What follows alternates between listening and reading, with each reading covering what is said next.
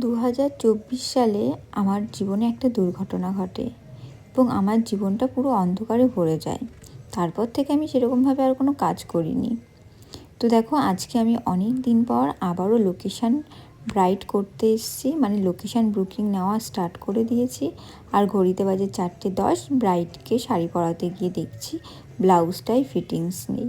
তো তারপর ব্রাইডের বাড়ির লোককে দিয়ে ব্লাউজটা ফিটিংস করিয়ে শুরু করে দিলাম শাড়ি ড্র্যাপিং করা।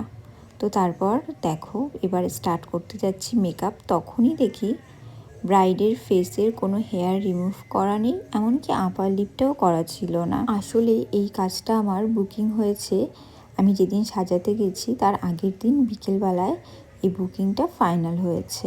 ব্রাইডের সাথে সেরকমভাবে কোনো কথাবার্তা আমার হয়নি, ডাইরেক্ট আমি সাজাতে গেছি।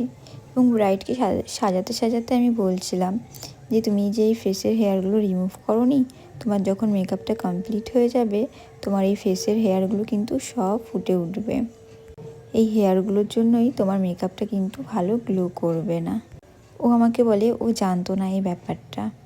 তো যাই হোক, ও হয়তো আগে কখনো মেকআপ করেনি, তাই ও জানতো না। তো আমি ওকে বললাম নেক্সট টাইম যখন কোথাও মেকআপ করবে কারো কাছে, এই আপার লিপটা আর ফেসের হেয়ারটা রিমুভ করবে, দেখবে তোমার মেকআপটা অনেক সুন্দর হবে এবং অনেক গ্লোয়িং হবে।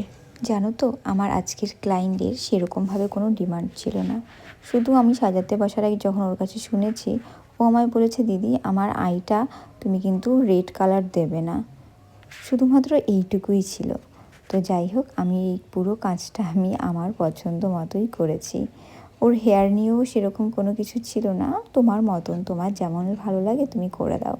তো আমি আমার মতন করেই ওকে সাজিয়ে দিয়েছি। তো তোমরা এই লুকটা দেখে বলো তোমাদের কেমন লেগেছে।